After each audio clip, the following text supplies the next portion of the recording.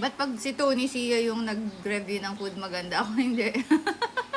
Hanap kami ng Dubai Chewy Cookies. At itong dalawang piraso ay 250 pesos. Magkano yung one piece? 150, no? Kaya sabi ko, sige, dalawahin na natin. Actually, mabigat siya. Ito, yan. Ang bigat nito. Try mo. Bigat niya for 2 pieces na cookies. And sa UP Town Center pala namin siya nabili. Makalat siyang kainin. Buti hindi ko siya kinain sa sasakyan. Unang comment, maano siya. Para siyang kakao. Mapait. And ang bango niya, sobrang bango niya. Kaso ang kalat. Hindi ako marunong kumain. Gusto ko kamayin.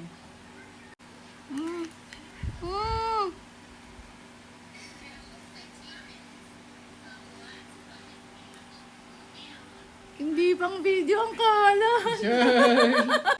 Ma-powder kasi siya. Sarap niya. Isang kagat lang, promise. Si Russell di siya mahilig sa marshmallow. Pero I think magugustuhan niya kasi may chocolate, dark chocolate yung labas niya. And masarap kasi mapait. Dito, para isang kalat lang. Ang hirap nitong kainin sa sasakyan. Oh, how was it? Sarap?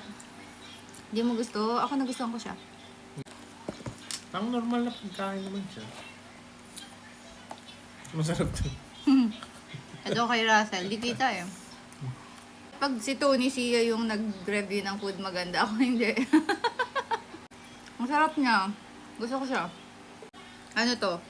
Cookie Ko and Mo Di for matamis. 250 pesos. Hindi matamis. Pwede na, pero kung isang piraso lang, tas 150, no, parang 450 ata. parang magpe-pastry na lang ako sa Starbucks. magpe-pastry na lang ako sa Starbucks. Although, kung mababa yung calories nito, baka pag-isipan ko.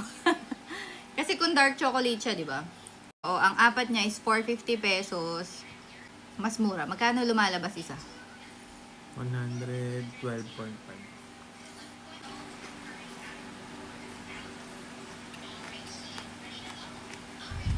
Naririnig mo yung ano? Sarap! Ah, masarap siya. In fairness, masarap siya. Kaya pala siya mabigat kasi super siksik. Nung katayfi. Yan, super siksik siya. Ayoko ng gawin pa yung hinihila. Hinihila pa kasi nila. Kasi nga, di ba parang siya, chew. Buti na lang dito ako kinain to. Hindi sa sasakyan. Hindi kasi ako fan ng makalat na pagkain eh. Ang pait nung chocolate, ang sarap. Last bite. Okay siya, masarap siya. Uulitin, pero hindi agad kasi mahal siya. And hindi siya makakain basta-basta kasi makalat siya. Ayan. Pero masarap.